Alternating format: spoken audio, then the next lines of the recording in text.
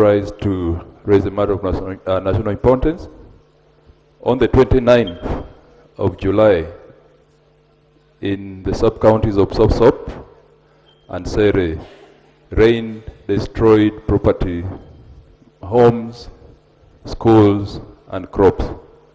I have written a letter to the Prime Minister's office, and there's also a report from the disaster committee of the district.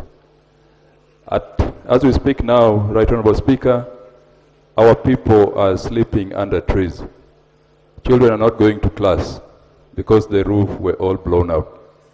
We request the Prime Minister to urgently address this matter. Thank you very much. Thank you. Honorable Kajwenje.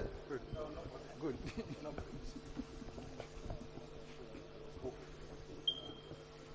Oh, no. Sorry, Honorable Kajwenje. Just let me first speak Honorable Genesi. I'll pick you later because yours is a bit different. The Minister for Tourism is here. Honorable Genesi. Right Honorable Speaker, I rise on a matter of national importance. My name is Genesi Tumramye, MP, Kashonji County. Right Honorable Speaker, this matter is concerning the collapse of 2 classroom blocks of UPE schools in Chitula sub-county. Right Honorable Speaker, the affected schools are Chamarebe Church of Uganda Primary School and Nyaburunga Primary School that collapsed because of heavy wind and serious rain, and that highlighted the challenge to the pupils and the students as well. Mr. Speaker, I urge government through and the students as well. Mr. Speaker, I urge government through the Ministry of Education and Sports and the Prime Minister to urgently intervene by providing emergency support, including temporary learning facilities, to ensure that pupils continue with their learning without being interrupted. Mr. Speaker, I also urge that the government allocates funds for the reconstruction of those classrooms. Mr. Speaker, education is key to our Government Chief Whip. Now, Honorable, now you've gone into the narrative of education is key and what? I'm looking at emergency. Okay? Thank you, sir. Yeah. Right Honorable Speaker, allow me to... What? I'm looking at emergency. Okay? Thank you, sir. Yeah. Right Honorable Speaker, allow me to appreciate the honorable members for these very serious matters. But also allow me to say that natural disasters are very difficult. Honorable members for these very serious matters.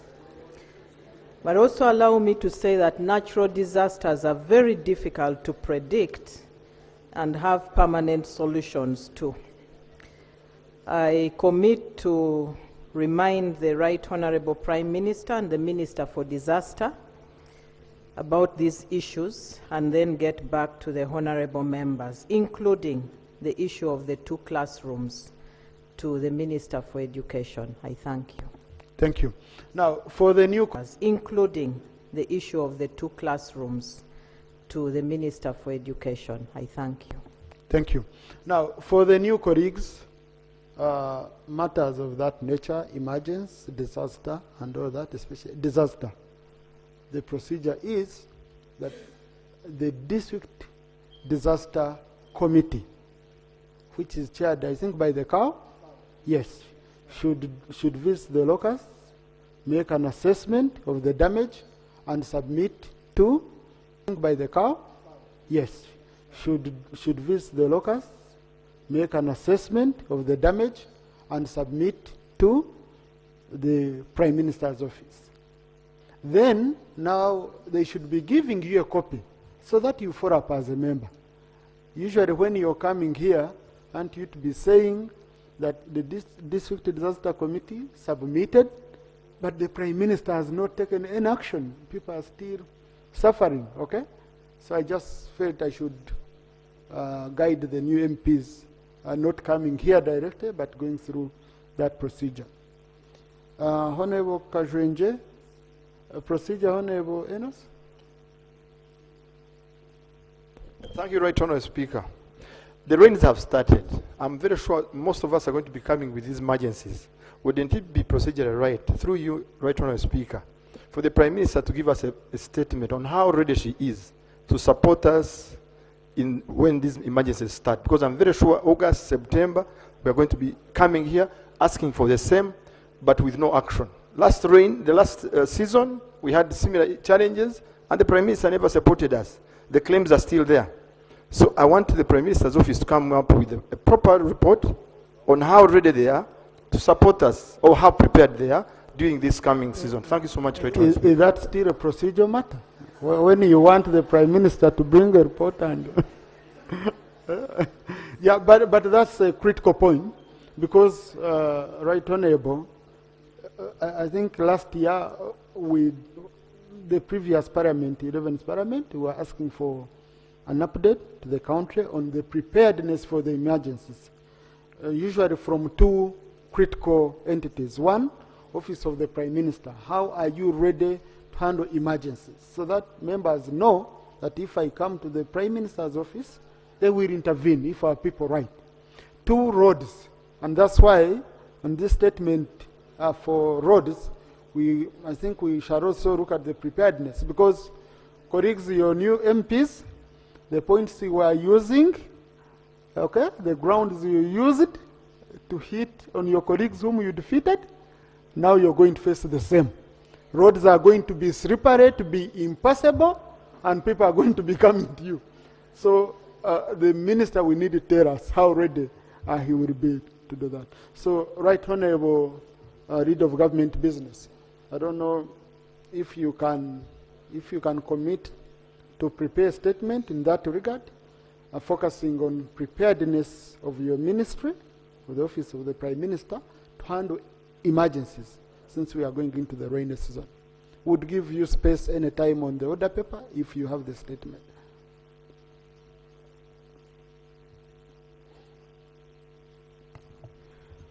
Thank you, Right Honourable Speaker, and colleagues, members of Parliament. First, in regard to emergencies, right now we are handling the emergency in the region of Karamoja. We've lost a number of people in Karamoja due to lack of food, but I'm glad to inform the House that starting, I think, a week ago, we have started moving food into Karamoja, and we are going to up that activity. In regard to other emergencies that have arisen or will arise, I think let's improve our communication. Apart from raising the issues here in the Parliament, I would encourage honourable members of Parliament, even when we are outside in the ministries, we should share this information. I would encourage honourable members of Parliament, even when we are outside in the ministries, we should share this information so that quicker action can be taken. I thank you, Right Honourable.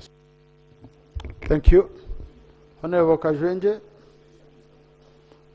Procedure, Honourable Nambeshe. Today, colleagues, I have over 10 matters of procedure. Wow.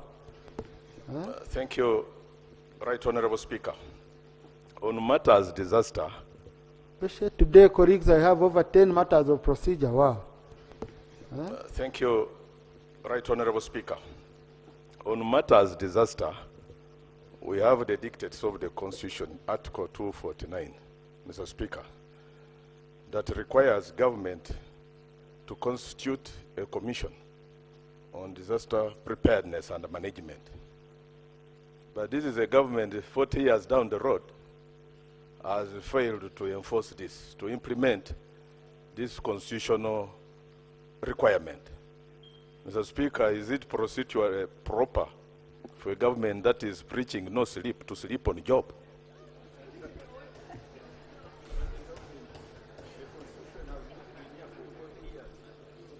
Thank you. Now, because this has been pending for 40 years, so how old is our constitution?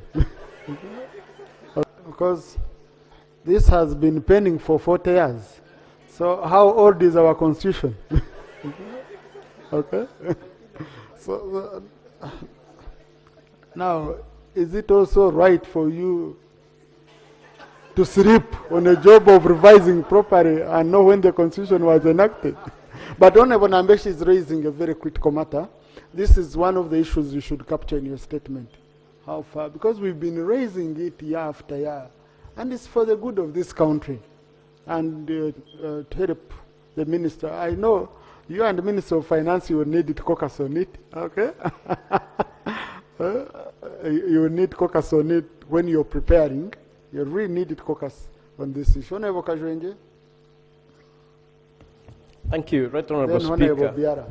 My name is Wilson Kajwenje. I represent Nyabushozi constituency in Chirhura district.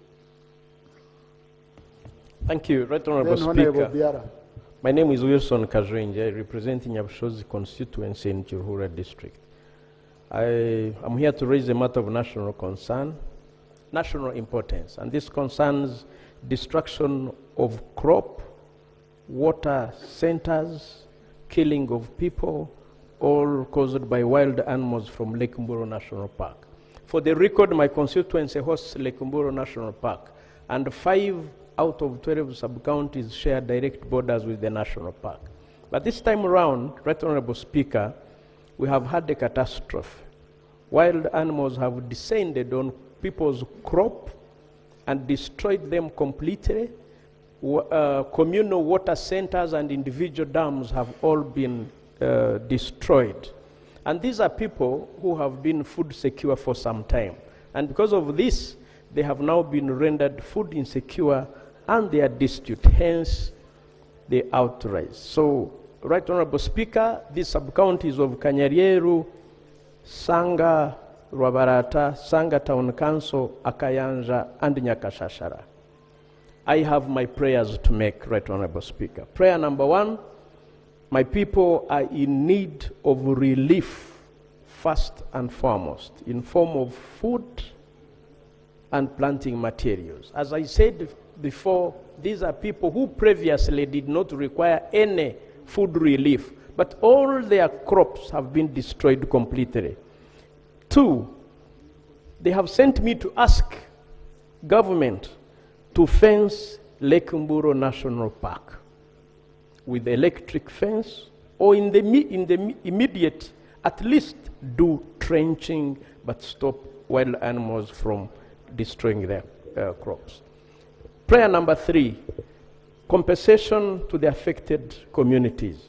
Right Honorable Speaker, the Uganda Wildlife Act, as amended, provided for compensation. Although this has been the case, when it ever comes, it is woefully small and insignificant, and the guidelines leading to that are grossly unfavorable to the communities surrounding the parks. Some animals were ridiculously excluded as if they don't destroy crop. All wild animals compete for grass and forage with those domestic animals, and my people are farmers. Prayers, so Honorable. Prayer number 4. Right Honorable Speaker, the Act of Revenue Sharing percentages, at the moment it stands at 20%. We want this to be increased to at least 40%, and this cuts across the whole country. Prayer number 5, reconstruction and digging of communal and individual water centers. Now that rains have come, I beg to move. Thank you. Is the chair committee on tourism here, or the vice? Because at least the chair was a vice in the previous house. Yes, I know the minister is here. I know the minister is here. But you see, these are issues which you cannot give substantive answers and you conclude here. So why I was asking, I wanted to know, of course I want to allow the minister to speak. I wanted to see whether the minister should bring a statement, full statement, or we take it to the committee so that it is interrogated properly. Okay? It's a problem. Even me, my area, Queen Elizabeth National Park, yeah? We were promised a fence, an electric fence, up to now, every day, you know. It's, and very many members, I know Noya. So, Honourable Minister. Honourable Minister.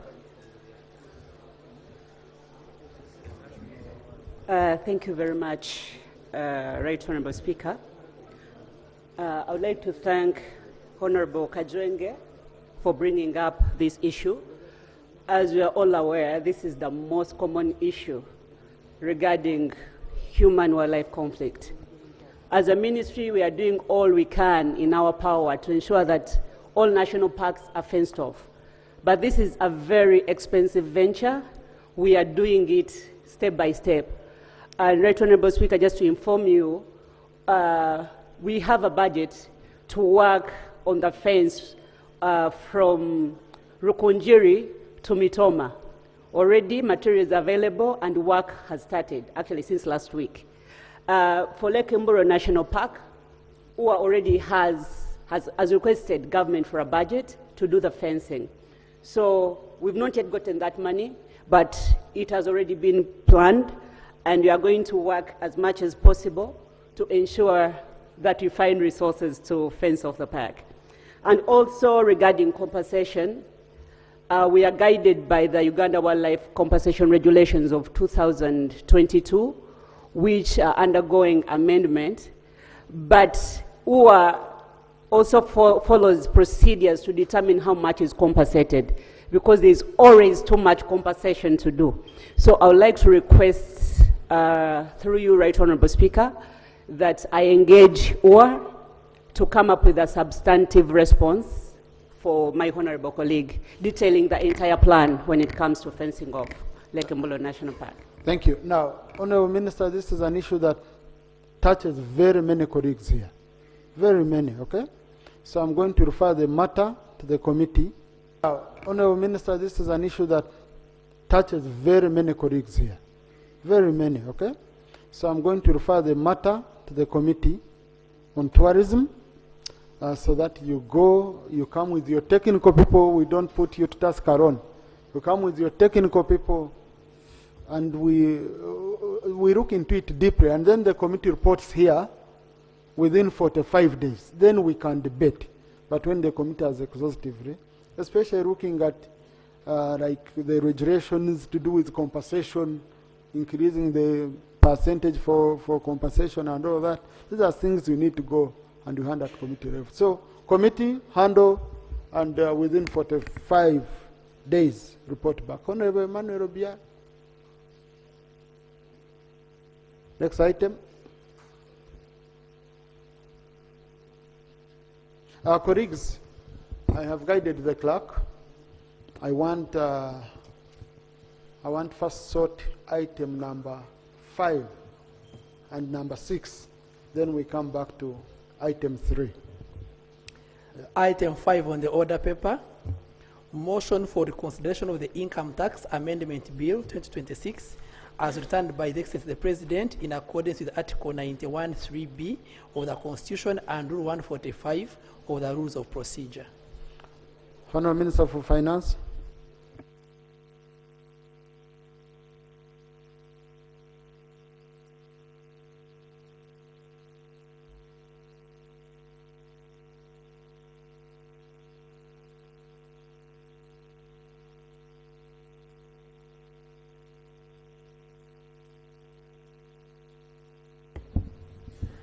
Thank you, Right Honourable Speaker.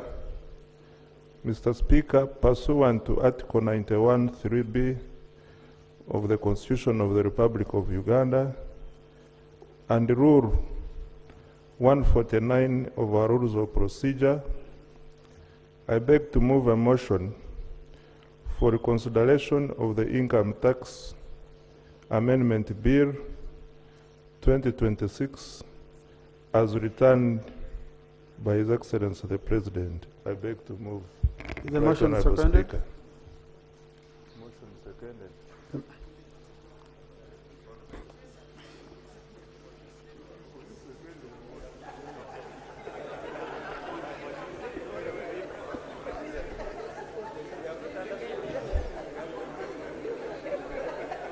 The motion is seconded by Honourable Musira Jenokinara, Enogonyi, Choncho, Hunter, Government Chief Whip, Minister for Foreign Affairs, Acting Minister Kasoro, Hunter, Government Chief Whip, Minister for Foreign Affairs, Acting Minister Kasoro, Minister of State for Tourism, Honorable Wanyoto, Honorable Kasai, Honorable Yamkaba, Minister of State for Investment, Honorable Ntabasi, Honorable Yume, and it's not seconded by the Attorney General. The Attorney General, okay. Attorney General today didn't second. The Attorney General, okay. Attorney General today didn't second. No, please take your seat. Colleagues, by most of you, you know, we had colleagues here in the House, whenever we could say seconding, ex-officials would be the first stand up. Not only Attorney General, it was just on a light note. You're not supposed to, because you're an ex-official. But why I was saying that, we have colleagues, whenever we could say seconded, the first stand up were ex-officials. So I was always battling, yeah. Colleagues, I've established quorum. We have 263 colleagues in the House and 10 on Zoom. So we have the necessary quorum. I've established quorum. We have 263 colleagues in the House and 10 on Zoom. So we have the necessary quorum. Minister, would you not love to speak to the motion? Not love to speak to the motion?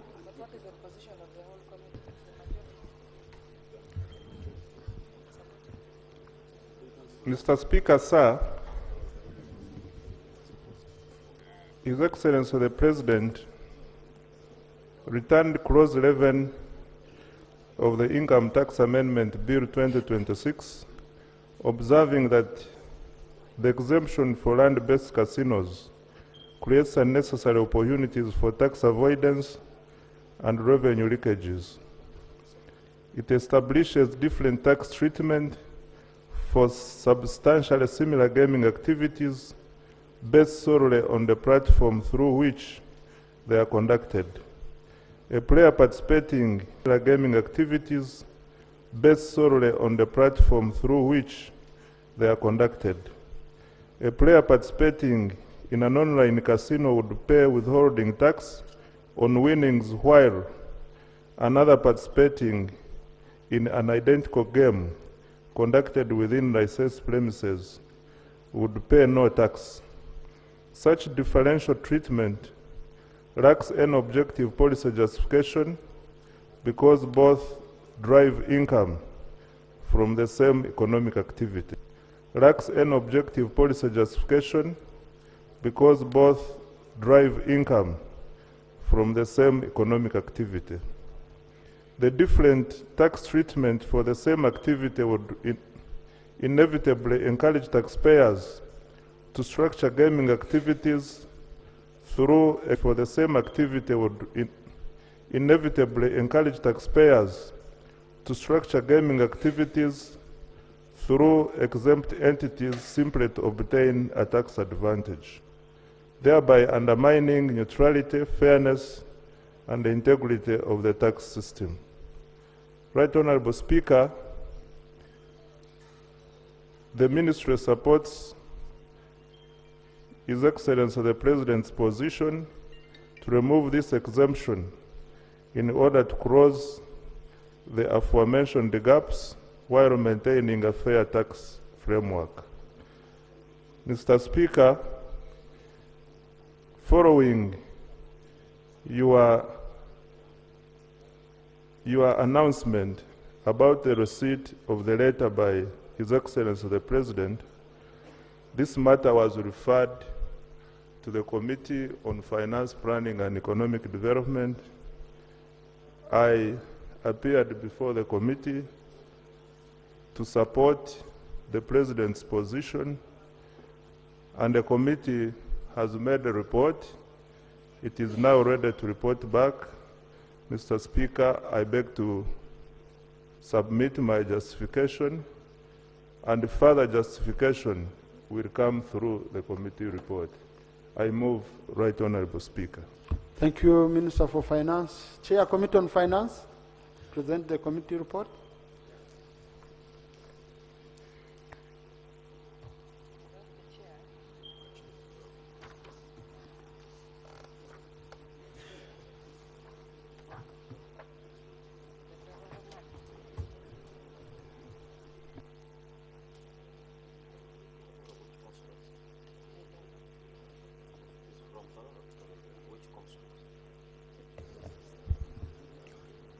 Thank you, Right Honorable Speaker.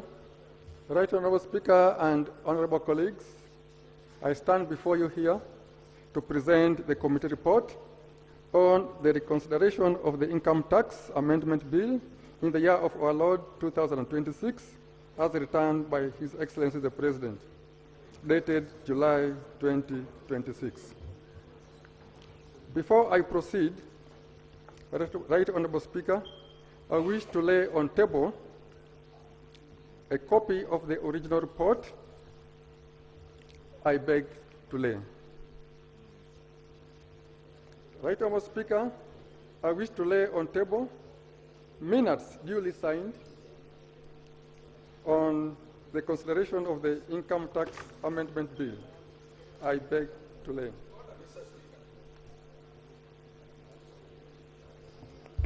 Order, Honorable Msira John.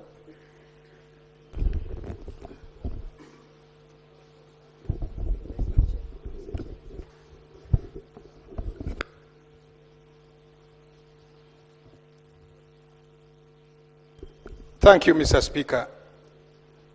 The rules clearly state that you are supposed to preside over this House in a complete silence. On the two wings and even within, let alone that the chairperson is also audibly very low, but still we are interrupting with shouting, talking, murmuring. Is that in order, Mr. Speaker? Honorable, it's not in order. And please listen to the pleas of Honorable Msira John. Let's listen to it. And please listen to the pleas of Honorable Msira John. Let's listen to each other in silence. For those who are in the corridors, okay, Sergeant at Arms, please talk to them. And usually I call upon whips to help us talk to colleagues on either side of the aisle. But Sergeant at Arms, help. Thank you, Honorable Msira John. And he also added that you need to be audible, Chair. Okay, I think that was an indirect way of requesting you to be audible. Please, Chair. Okay, I think that was an indirect way of requesting you to be audible. Please. Thank you, Right Honorable Speaker, for the guidance. I'll try to shout this time round. As I was saying, that I'm here to present on behalf of members of the Committee on Finance, Planning and Economic Development a report on reconsideration of the Income Tax Amendment Bill, Anno Domini 2026, as returned by His Excellency the President. The report is of July 2026. Before I proceed, I wish to lay on table first a copy of the duly signed report. Right Honorable Speaker, I beg to lay. And the report is signed by over 65.5% of the members in the committee and 100% of the active members. I also beg to lay minutes of the meetings that considered the returned bill. I beg to lay. And lastly, I beg to lay on table a copy of the letter that came from the President on the subject matter. Right Honorable Speaker, I beg to lay. That done, Right Honorable Speaker, this being my maiden report, allow me first to tell the members what I'm going to tell them. No, And then, please, Honorable, please read the committee report. At this stage, you can only read the committee report.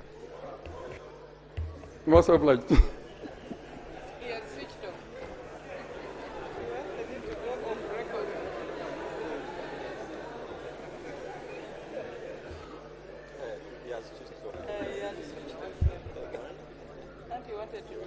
Right, Honorable Speaker. I'll first make introductory remarks and then paint the background. I'll state the legal framework. Honorable, just read the, I don't have time here. Okay. Usually we don't read the report in full, okay? Okay. Because we have it, we uploaded it early. So I just need you to go straight to the report, verbatim, because you're not allowed to amend or remove anything at this stage. Thank you for the guidance.